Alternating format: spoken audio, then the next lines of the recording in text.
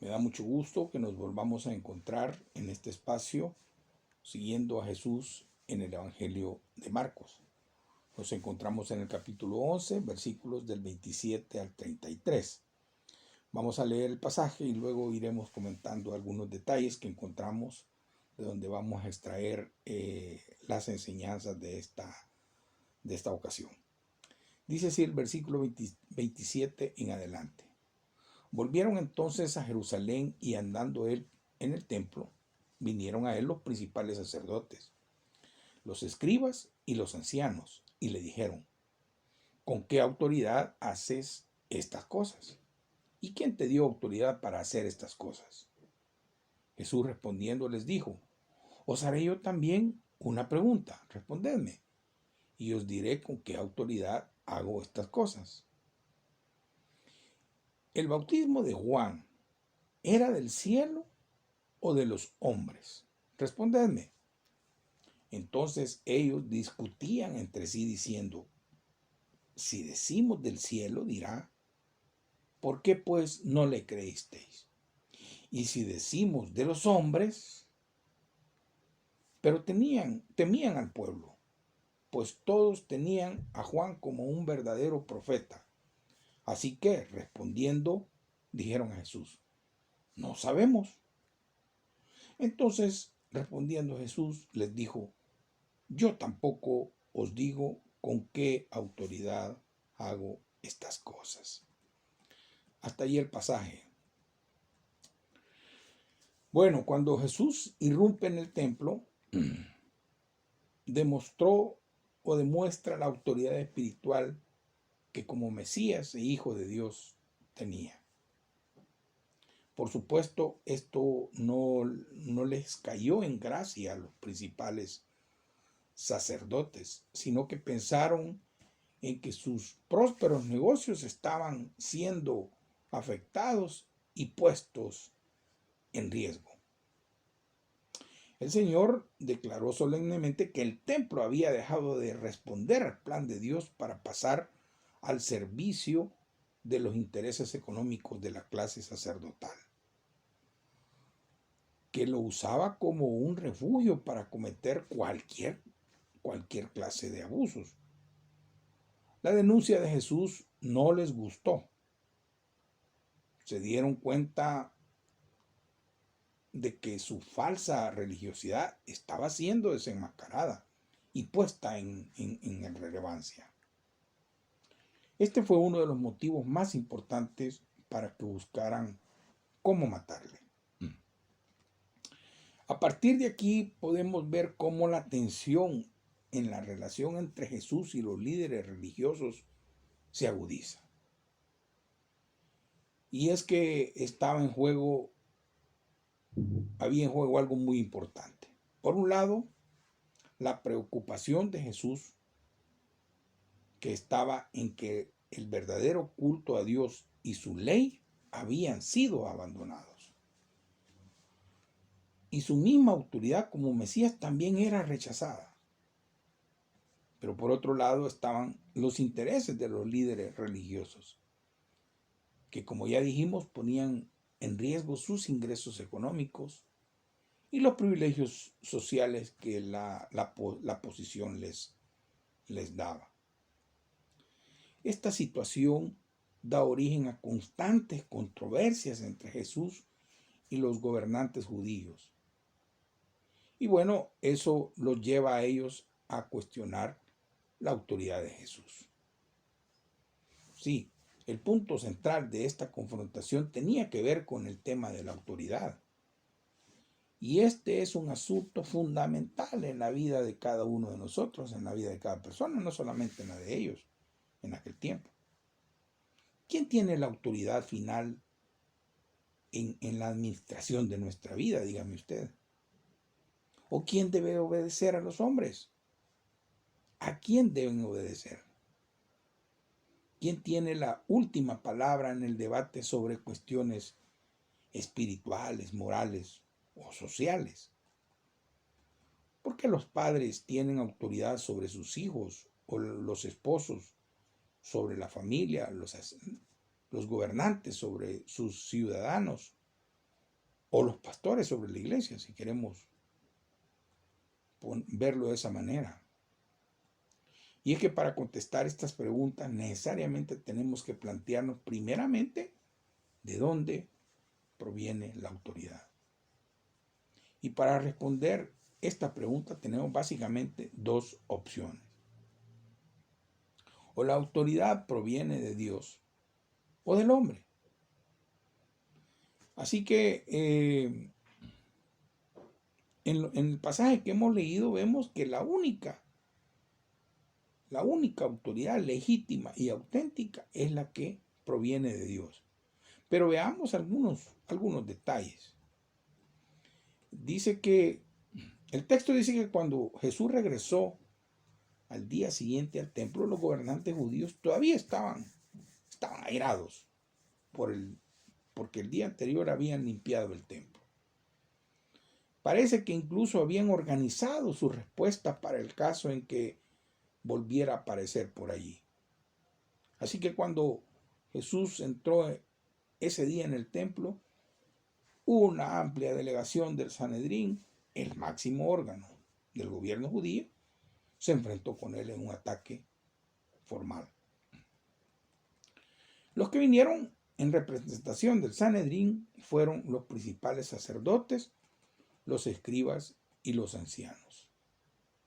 ¿Sabe usted, vea, que los principales sacerdotes eran mayormente de la secta de saduceos y eran quienes dirigían el templo y a todas las personas que en él servían? Los escribas eran también fariseos. Estos se dedicaban al estudio de la ley y generalmente eran los encargados de su enseñanza tanto en la sinagoga como en el templo.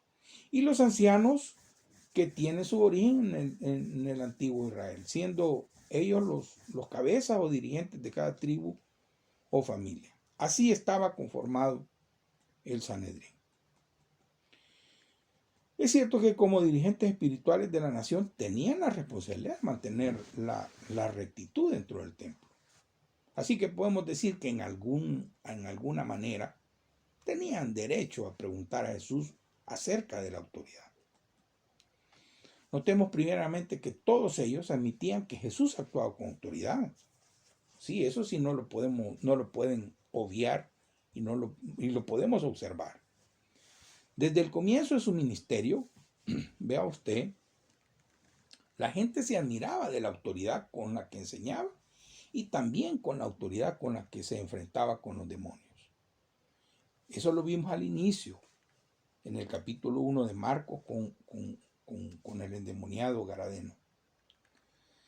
De hecho, los mismos escribas se habían visto anteriormente en la obligación de dar una explicación a esta autoridad con la que Jesús obraba. Y usted recordará lo que ellos dijeron, que tenía Belcebú y que por el príncipe de los demonios echaba fuera demonios.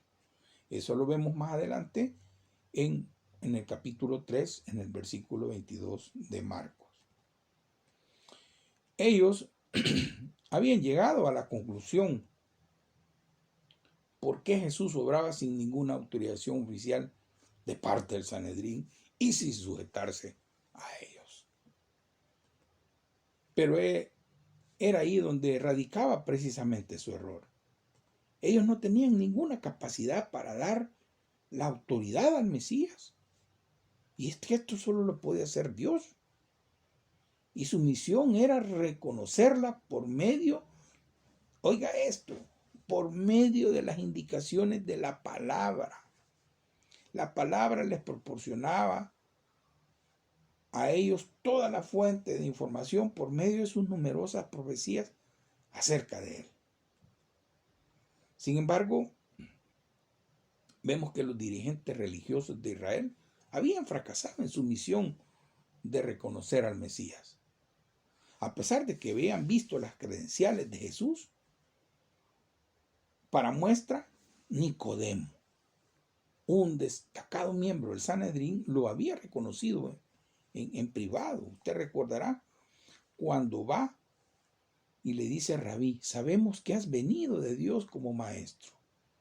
¿Por qué nadie puede hacer estas señales que tú haces si no está Dios con él. Hasta ahí el texto. Juan capítulo 3, versículo 2. Pero a pesar de todo esto, hermanos, no habían querido reconocer la evidencia. A los líderes judíos les había desagradado mucho las dos entradas previas que Jesús había hecho en la ciudad y en el templo, y no habían querido considerar que en los dos casos fuera el cumplimiento de lo que las Escrituras decían que haría el Mesías cuando viniera. Cuando vimos en los pasajes anteriores su entrada triunfal en Jerusalén sentado sobre un pollino, fue el cumplimiento de lo anunciado por el profeta Zacarías. Y su visita al templo para limpiarlo se ajustaba perfectamente a las profecías de Malaquías. Y todo esto había que añadir los milagros que Jesús estaba haciendo en ese momento, la autoridad de su enseñanza y su poder sobre los demonios. Su propia vida estaba libre de pecado. Otro detalle muy importante. Pero a pesar de la claridad de las evidencias, el Sanedrín no quiso reconocer a Jesús como Mesías. En realidad, al ignorar y negar el valor de todas estas pruebas, estaban colocándose a sí mismos como una autoridad superior a la palabra de Dios y a Dios mismo. Todo esto, hermanos, era muy grave. Y es aquí donde radica el problema de este entonces y de hoy en día. El obedecer a la palabra, que es el resultado de un contacto continuo. Así como el alimento, el agua o el respirar para nosotros, para nuestro cuerpo, así es la palabra. Y nuestros pastores lo han venido explicando con detalle en las prédicas dominicales. Los que hemos pasado por un aula de escuela bíblica dominical, los que hemos participado de algún grupo pequeño, un grupo discipulado o un GPF en este momento, estamos viendo la centralidad de la palabra, lo importante de la palabra. Así que si vivimos distantes a la palabra o de espaldas, que es lo peor, no vamos a reconocer la autoridad de las Escrituras, ni mucho menos la autoridad del Señor en nuestras vidas. Otro detalle muy importante es el conocimiento de la palabra como guía para la vida de un seguidor de Jesús, aplicándola en todo, y no solamente como un lector o un oidor. El problema que los judíos tenían no era un problema de conocimiento, porque ellos sabían la ley, sino la disposición para obedecer la voluntad de Dios. El Señor Jesús lo expresó de la siguiente manera, y Juan recoge estas palabras allá en el capítulo 7. El que quiera hacer la voluntad de Dios, dice, conocerá si la doctrina es de Dios o si yo hablo por mi propia cuenta. Capítulo 7, versículo 17 de Juan. Pero todo apunta a que estos tipos, es decir, los del Sanedrín, amaban más las tinieblas que la luz. Y en el capítulo 3, versículo 19, siempre del Evangelio de Juan, dice, y esta es la condenación, que la luz vino al mundo y a los hombres amaron más las tinieblas que la luz, porque sus obras eran malas. Porque todo aquel que hace lo malo aborrece la luz y no viene a la luz, para que sus obras no sean reprendidas. Querida iglesia, si ellos se cerraron a las evidencias de la acción de Dios, queda claro que es inútil que el Señor les explicara de dónde procedía su autoridad. Por lo que ellos no tenían el derecho ni la capacidad para juzgar a Jesús, y mucho menos para pedirle cuentas. Queridos hermanos, si vivimos distantes a la palabra o de espaldas, será difícil reconocer la autoridad de las Escrituras y la autoridad del Señor en nuestra vida. Y no podrá Él hacer mucho. Aunque Él quiera, no podrá hacer mucho en nuestras vidas, porque nosotros no le hemos reconocido. Que tengan una bendecida semana.